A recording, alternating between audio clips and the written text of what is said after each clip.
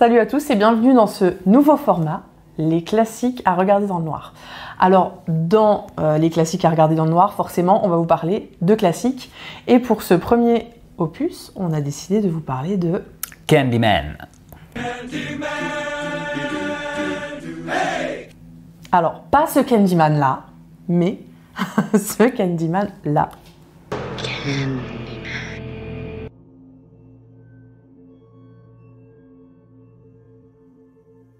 Alors par contre, on tient à préciser qu'on part du principe que les classiques sont des classiques et donc sont connus, donc a priori tout le monde les a vus, donc on risque de spoiler à balle. Donc si vous n'avez pas vu Candyman, ce qui serait quand même fâcheux, ne regardez pas, sauf si vous en avez rien à foutre, là vous pouvez rester, et voilà.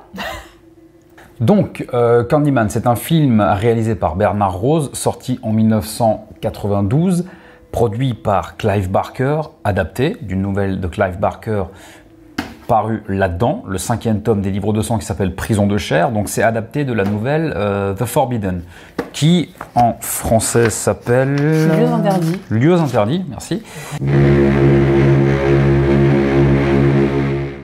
Alors, pour resituer, Clive Barker, c'est un écrivain britannique, spécialisé dans le fantastique, figure de proue, je pense, on peut le dire, du courant splatterpunk, qui a écrit, qui est à la fois écrivain, réalisateur. Alors, parmi ses œuvres les plus connues en matière de littérature, on a bien sûr, encore une fois, Les Livres de sang, son premier roman, Le jeu de la damnation. Ses œuvres les plus connues étant bien sûr le recueil des Livres de sang, dans lesquels on va retrouver des choses comme justement Lieux interdits, qui servira de base à Candyman, Hellraiser, dont si je me rappelle bien la nouvelle s'appelait Hellbound, Howard Rex, ce genre de choses. C'est un écrivain qui est passé à la réalisation puisqu'il a réalisé en tant que réalisateur son œuvre la plus connue, c'est sa propre adaptation de son roman Hellraiser, de sa nouvelle, Hellraiser. Donc voilà pour resituer brièvement, très brièvement qui est Clive Barker. On va pas développer plus parce que je pense qu'on sera amené à parler plus en détail de Clive Barker dans une autre vidéo plus tard sous un autre format.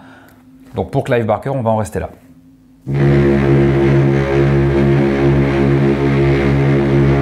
Alors Candyman, tu vas nous dire de quoi ça parle. Alors on va suivre Hélène et Bernadette qui sont en train de rédiger une thèse sur les légendes urbaines. Les légendes urbaines, merci bien, cher co-présentateur. Mais de rien, éminent collègue. Et donc, il revient souvent l'histoire donc du Candyman, auquel Hélène ne croit pas trop, voire ne croit même pas du tout, parce qu'elle pense que les meurtres qui ont lieu dans un quartier populaire qui s'appelle, je ne sais plus, merci mes petites notes, Cabrini Green, qui n'a pas le même nom dans le livre, alors du coup c'est un peu perturbant si tu lis le livre, bref. Et donc elle pense que les meurtres qui ont lieu à Cabrini Green sont plutôt liés au gang ou juste à un meurtrier quelconque, voilà.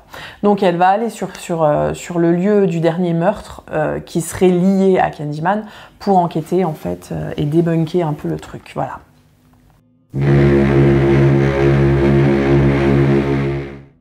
Mais alors, qui est ce fameux Candyman dont tout le monde a peur? Alors, Candyman, c'est a priori, au début du film, on nous laisse penser que c'est une légende urbaine, à savoir que c'est un être surnaturel doté d'un gigantesque crochet qui tue ses victimes. Avec ce crochet, pour peu qu'on prononce son nom 5 fois devant un miroir.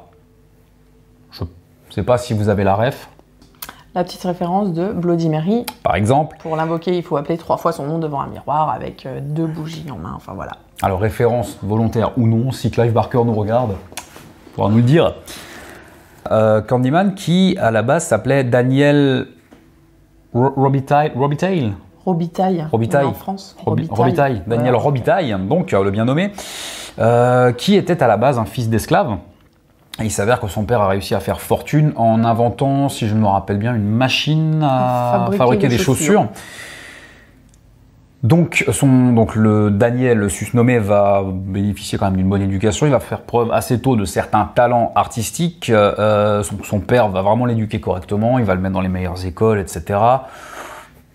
on suppose, hein, pour pas qu'il connaisse son passé d'esclave, et à un moment donné, il fait preuve d'un tel talent que il va se faire embaucher par un propriétaire terrien, quelqu'un de très très puissant et très très riche, pour faire un portrait de sa fille qui est encore vierge. Ça a son importance. Ça a son importance. Parce que, qu'est-ce qui va se passer après? Et bah, ce qui va se passer, c'est que Daniel et cette fille dont on ne connaît d'ailleurs pas le nom, il me semble, vont fricoter ensemble, et plus si affinité. Et donc, cette jeune fille va tomber enceinte. Au grand malheur, à l'époque, tomber enceinte en 1890 d'un homme noir quand on est une femme blanche de la haute société. Pas par l'action du Saint-Esprit. Ça fait un peu désordre. Donc du coup, le riche propriétaire terrien, voilà, va engager des gens pour attraper donc Daniel et puis lui faire subir tout un tas de tortures, entre autres le frapper. Un passage à tabac en bonnet due forme. Voilà, après il se fera couper la main, donc d'où le crochet. Avec une scie rouillée. Voilà, d'où le crochet dégueulasse, parce que du coup le crochet est quand même bien dégueulasse. Et puis après, on l'enduira de miel et on le laissera se faire bouffer par les abeilles. Voilà. Sympathique comme traitement. Attends, de là, le brave Daniel meurt, hein, bien sûr, de ses mauvais traitements. Va être incinéré parce que les tortures, les humiliations et la mort, c'est pas assez. Hein. Donc on va l'incinérer et on va répandre ses cendres joyeusement dans les champs. Champs sur lesquels seront bâtis des décennies plus tard le fameux quartier. D'où le fait que il va revenir, il va pas être content le Daniel et du coup il va revenir hanter le quartier sous la forme du Candyman. Pourquoi Candyman? Vous avez peut-être fait le rapprochement dans le film, hein, avec les abeilles, le miel, etc. C'est un petit peu différent dans le bouquin, on va y venir. Et donc, du coup, il y a des différences notables entre le film et le livre. Donc, ces différences, est-ce que tu peux nous les donner? Alors déjà, dans le livre, il n'y a pas de background de Candyman, en fait. Donc, on ne sait pas trop pourquoi ou quand, quoi, comment. Donc, parce que je précise que moi, ça fait très longtemps que je n'ai pas lu la nouvelle. Toi, tu l'as lu il n'y a pas longtemps. Et du coup, tout ce que je viens de dire, en fait, c'est pas dans le livre. Non, tout ça, ça n'existe pas. Il y a quand même pas mal de petites choses qui diffèrent en fait par rapport au livre. Après, ce qui est très très fidèle au livre, c'est toute la description du quartier de Cabrini Green, même si ça s'appelle pas comme ça dans le livre, je ne sais plus comment il s'appelle dans le livre, mais ça n'a aucune importance. Mais c'est plein de tags comme dans le film. C'est laissé à l'abandon avec il n'y a que des familles pauvres, etc. Donc voilà. Tu m'avais raconté l'histoire de la tête. Oui, alors ça c'est pareil. Le tag avec le portrait géant, la bouche ouverte de Candyman, ça c'est aussi dans la nouvelle. Après, ce qui change, c'est aussi au niveau des personnages. Donc Hélène avec son conjoint Trevor, si je dis pas de conneries. Jean-Louis dans la version québécoise du film. On s'en fout puisqu'on ne l'a pas version québécoise, mais bref. Donc Trevor et elle dans le film ont quand même une relation à peu près correcte, on va dire, même si à la fin lui, bon, c'est un peu un connard, mais ils ont une relation, disons entre guillemets saine, oui, relativement normale. En tenant compte du contexte dans lequel il vit, oui, normal. Voilà. Alors que dans la nouvelle de Clive Barker, lui est décrit comme un gros con qui va coucher à gauche, à droite. Enfin voilà. Et puis ils font des fois chambre à part. Voilà. Enfin, c'est vraiment pas du tout le même type de couple que dans le film, quoi. Donc ça diffère. Ce qui diffère aussi, il y a une énorme différence, c'est le fait que Hélène ne fasse pas de thèse sur les légendes urbaines, mais elle fait une thèse sur les tags. Et du coup, elle ne fait pas sa thèse avec Bernadette non plus. Bernadette est carrément mise de côté dans le livre, on la voit quasiment pas. Après, ce qui change aussi pas mal, c'est la description de Candyman, parce que dans le livre, il est décrit comme un homme au teint cireux, jaunâtre, avec un habit d'arlequin. Les lèvres bleues, il me semble. Les lèvres bleues et avec un habit d'arlequin. Je sais pas si tu t'imagines le truc. Il est décrit dans le livre, tu me disais, comme étant ridicule. Presque, ouais, il est presque ridicule dans le livre. C'est Hélène qui le pense, hein, qu'il est presque ridicule, c'est pas moi qui le dis. Mais c'est vrai que dépeint comme ça, c'est un peu ridicule. On s'imagine pas du tout le Candyman de la télé, quoi. Hein. Alors que dans le film...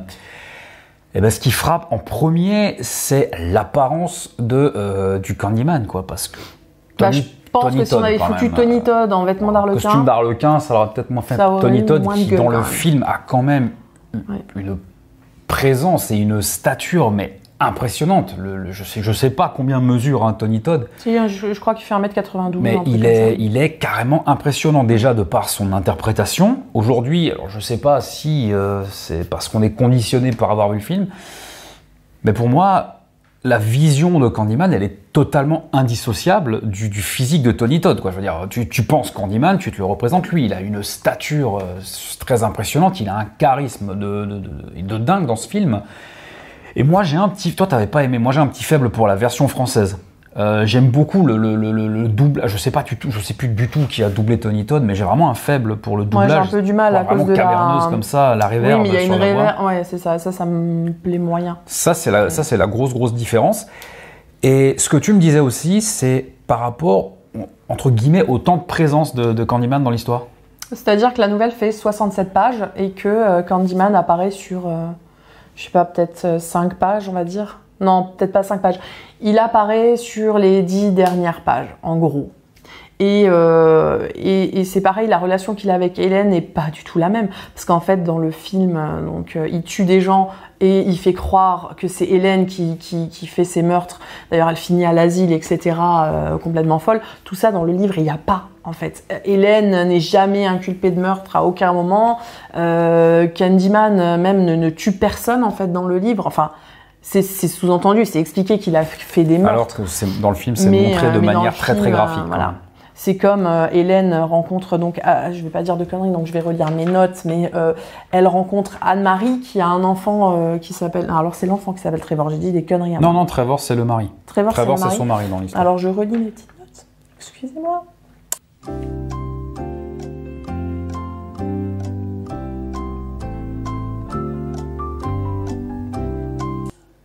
Attends, comment il s'appelle sur les mains, mon sang fou. Cette vidéo est très professionnelle, hein. Vous l'aurez remarqué. Bref, bon. En tout cas, elle rencontre donc cette Anne-Marie dans le film qui lui explique qui est Candyman, etc. Enfin voilà, elle lui fait un petit peu le topo. Dans le bouquin, elle fait ça aussi, mais elle a pas du tout le même caractère. Hein. Elle est assez... le premier jour, je te parle, je t'explique, et puis le lendemain, je te dis laisse-moi tranquille, j'ai pas envie de te parler, quoi. Voilà. Elle est pas trop dépeinte comme ça dans le film. Et la grosse différence aussi, c'est que Anne-Marie donc a un enfant qui, dans le film, se fait kidnapper par Candyman, alors que dans le livre, il se fait assassiner. Voilà. Bon, dans le film, ça reste un film du début des années 90, un film américain, donc on ne tuait pas d'enfants, hein, très peu dans les films, ou alors hors champ, surtout pas des bébés. Donc là, je n'irais pas jusqu'à dire que c'est de la censure.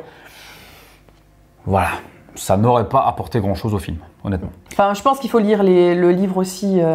Mais c'est vrai qu'après, on ne peut pas faire d'une nouvelle de 67 pages un film d'une heure et demie. La nouvelle se lit très facilement, donc je vous conseille de la lire aussi. Ça se trouve très facilement. Franchement, ce livre-là, il se trouve très facilement. Sur Amazon, à 5 € et quelques. Ouais, voilà, même, vous le trouvez d'occasion. Moi, je l'ai chopé dans une brocante, il allait me coûter 2 €. Vous les trouvez très facilement. Autre chose, une autre différence que toi, tu avais soulevée quand on en avait parlé, c'est le rôle justement d'Hélène. Dans le film, Hélène va se voir accusée des meurtres de Candyman. Candyman, dans le film, apparaît parce qu'il... Bon, on va développer après le personnage de Candyman. Là, ça va sonner un peu bizarre ce que je veux dire, étant donné que c'est une entité surnaturelle, parce que Candyman est frustré que Hélène ne croit pas en lui. Et du coup, il va se matérialiser, vraiment. C'est pas comme... Il va vraiment avoir une existence physique, il va être là physiquement. Et c'est ça qui fait d'ailleurs un petit peu une originalité. Donc, du coup... Au départ, on se demande, parce qu'il apparaît qu'à Hélène au final. Mais parce que Hélène l'appelle, c'est-à-dire elle dit 5 fois dans le miroir Candyman. Voilà. Ce truc de 5 fois Candyman, ça dans le livre, il n'y a pas. C'est pas du tout comme ça. Et en fait, dans le bouquin, il apparaît à Hélène parce que justement, elle ne croit pas en lui. Et donc, il lui dit un truc du genre je suis venu pour toi. Donc là, elle dit mais pourquoi pour moi, on se connaît pas. Oui, on se connaît pas, mais justement, je suis venu pour toi parce que tu ne crois pas en moi et je veux te montrer que j'existe. Voilà. Et donc, ouais, dans le film, elle va se retrouver accusée des meurtres de Candyman, elle va se retrouver en hôpital psychiatrique. C'est vrai que tout est... Et ça c'est assez bien amené, je trouve. Voilà, donc voilà pour les... Je pense qu'on a fait le tour des différences entre... Après... Il y a juste encore un petit truc qui change, c'est que dans le bouquin, il y a une espèce de sensualité entre Hélène et Candyman, parce qu'il lui demande à un moment donné s'il peut l'emmener avec elle, hein, donc par là la tuer en fait, donc ce qu'elle ne veut pas, et elle se sent attirée en fait par lui, c'est-à-dire sur le plan physique. Émotionnel et tout. Hein. Et donc, à un moment donné, elle va quand même se laisser embrasser par Candyman, quoi, tout en étant dégoûtée. Mais ça, cette scène-là, tu l'as dans le film. Hein. Tu l'as dans le film, ouais, mais t'as pas... Tu le ressens peut-être un peu moins, mais tu le ressens pas. Tu le ressens pas pareil, parce que elle le décrit dans le livre avec ses mots. C'est sa façon de dire qu'elle est attirée par lui. T'as moins le côté attirance dans le film.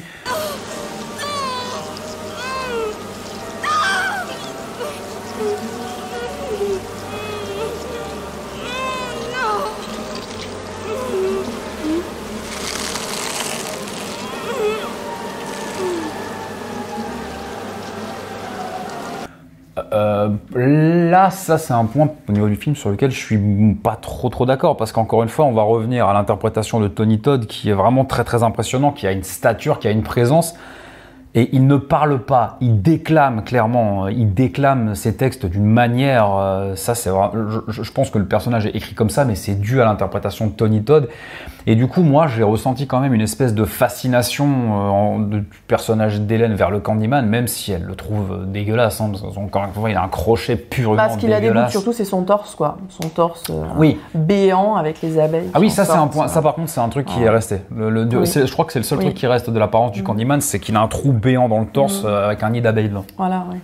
Après, ce qui reste aussi, c'est quand même le feu de joie à la fin du film, qui est aussi dans le bouquin. Mais du coup, elle va pas sauver le bébé dans le feu de joie, parce que le bébé est déjà mort. Mais cela dit, elle se retrouve dans le feu de joie avec Candyman, avec le bébé.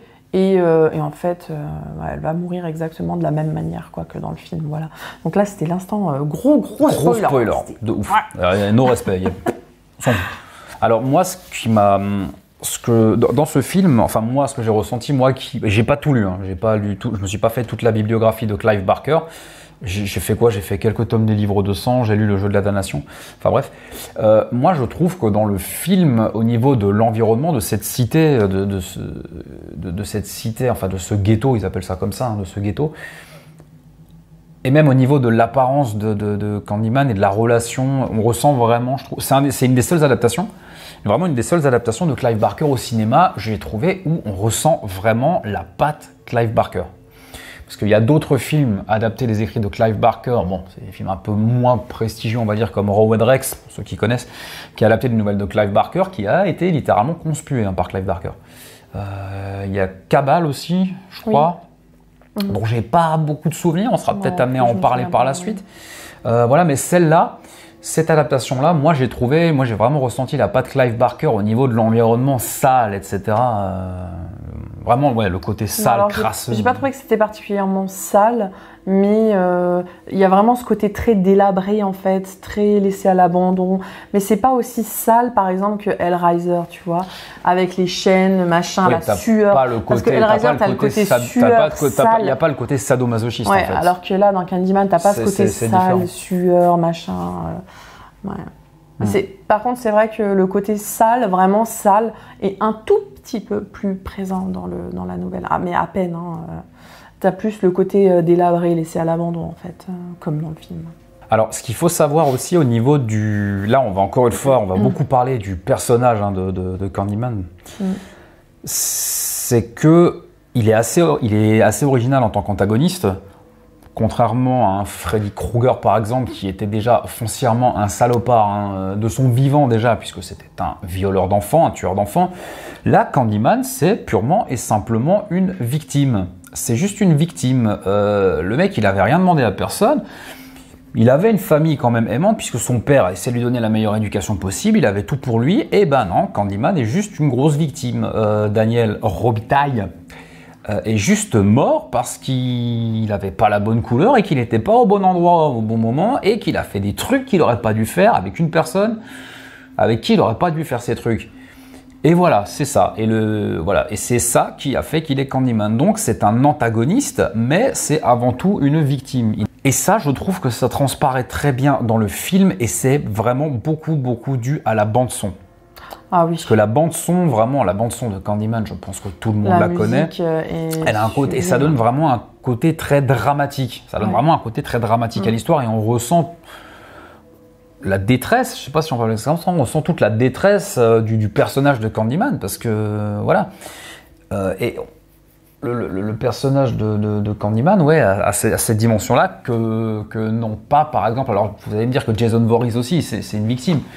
Mais il n'a pas ce côté dramatique. On n'essaye pas de te faire avoir de l'empathie pour Jason. Jason, c'est un gamin traumatisé qui était déjà dérangé à la base. Voilà, il va buter tout le monde pour venger sa mère, et puis ça s'arrête là. Non, Candyman, on ressent vraiment le fait que ce soit une victime. Ça, c'est très original. Voilà. Ensuite, qu'est-ce qu'on peut encore dire ? Au niveau de la mise en scène aussi. Toi, tu avais bien aimé les plans.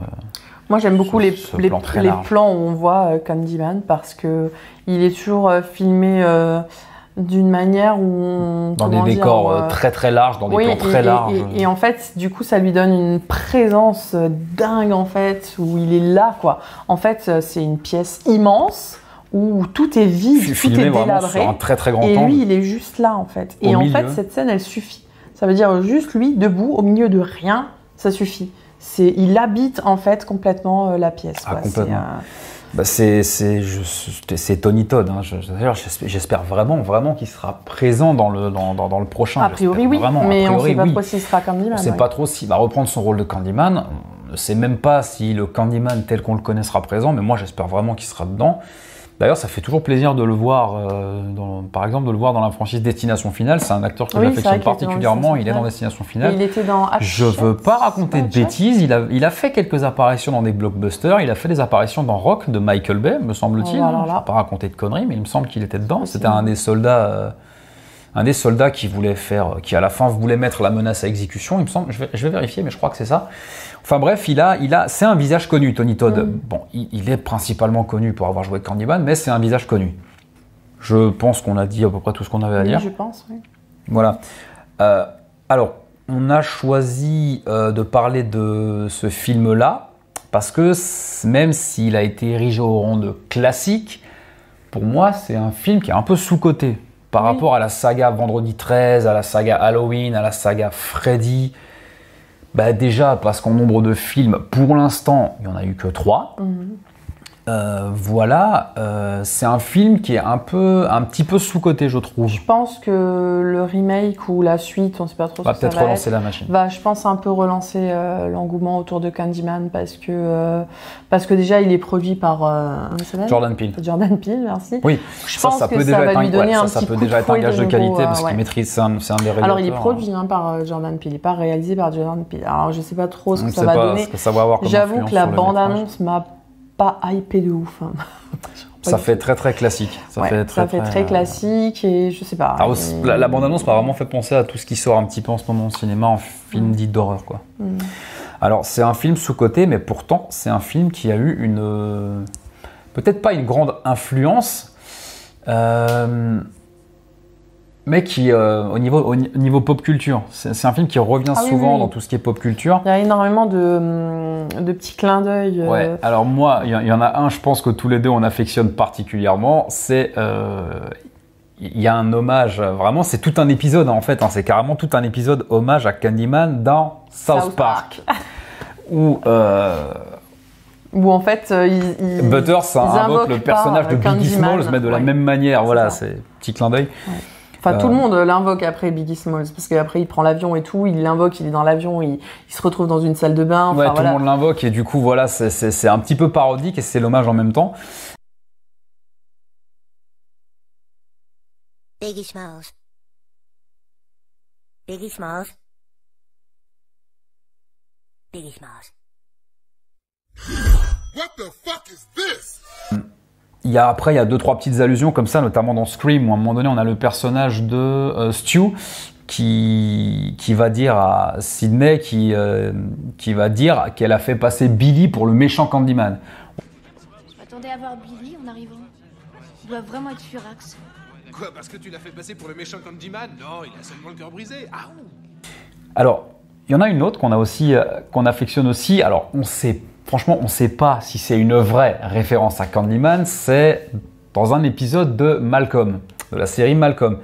Tu as le commandant, donc Edwin Spangler, qui a Avec un son crochet à la main. C'est et une qui jambe de fait- bois, alors bon, c'est vrai Voilà. que du coup, c'est peut-être pas forcément un hommage. Donc il a un crochet à la main et il fait chanter à ses cadets la chanson Candyman. Moi, ça me plairait, franchement, je sais pas si c'en est un, mais moi, ça me plairait que ce soit un hommage parce que ce serait tellement second degré, le militaire avec son crochet à la main, le commandant Spangler qui fait chanter Candyman à ses cadets. Voilà, il y a des petites choses comme ça. Donc, c'est un film, même s'il est sous-coté, qui a eu une sacrée influence. Oui, il sur a laissé tout une ce qui empreinte, est- en fait, dans Il a le laissé une cinéma empreinte sur la d'horreur. pop culture. Et moi, c'est un personnage que j'espère vraiment voir revenir. Oui, moi aussi. Mais encore une fois, avec Tony Todd, en fait. Avec C'est- Tony Todd, ouais. Pour C'est moi, comme ils sont- Freddy. Il peut pas y avoir un autre Freddy Bon, il y en comme a eu- le- il y en a eu un. Oui, il y en a eu un, mais Même si on on préfère préférerait l'oublier. Mais voilà. Alors, on préférait C'est- l'oublier. Bah, après, c'est moi, Freddy, c'est Robert Englund, Tony Todd, c'est Candyman et c'est personne d'autre, quoi. Ou alors, il va vraiment falloir trouver quelqu'un qui a un charisme de ouf comme Tony Todd. Et là, ça me paraît compliqué. ça va être tendu. Je vois vraiment pas Qui a la pourrait reprendre le stature rôle, de Tony actuellement. Todd, qui est le Ouais. charisme de Tony Todd, qui a ce côté très monolithique, très... Très droit, Ça très va long, être- très. ouais, il est là, quoi. Juste, il est là. Voilà. Je pense qu'on a fait le tour. Je pense effectivement qu'on a à peu près tout dit. Donc, dites-nous ce que vous avez pensé de ce premier classique à regarder dans le noir en commentaire. Ça sera pas le dernier. Ce ne sera pas le dernier, ce sera que le premier. On va continuer les chroniques à regarder dans le noir. On va continuer en parallèle les classiques. Il va y avoir peut-être deux, trois autres petites choses qui vont se greffer à la chaîne à l'avenir. N'oubliez pas de vous abonner à la chaîne, d'activer la petite cloche. Pour être tenu au courant des nouvelles vidéos et des news, n'hésitez pas à vous abonner, à partager et à nous suggérer peut-être des classiques. On n'a pas forcément pensé à tout, donc n'hésitez pas. En attendant, faites de beaux rêves. Et si vous faites des cauchemars, n'oubliez pas, c'est que du cinéma.